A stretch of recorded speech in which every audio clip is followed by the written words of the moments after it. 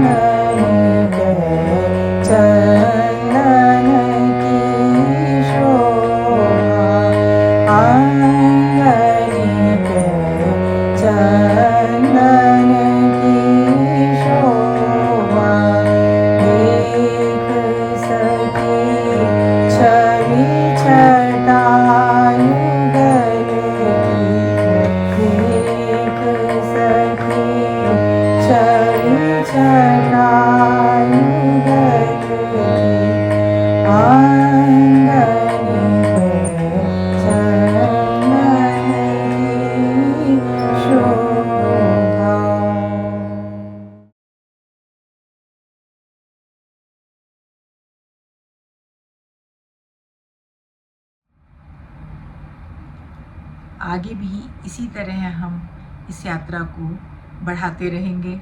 धन्यवाद।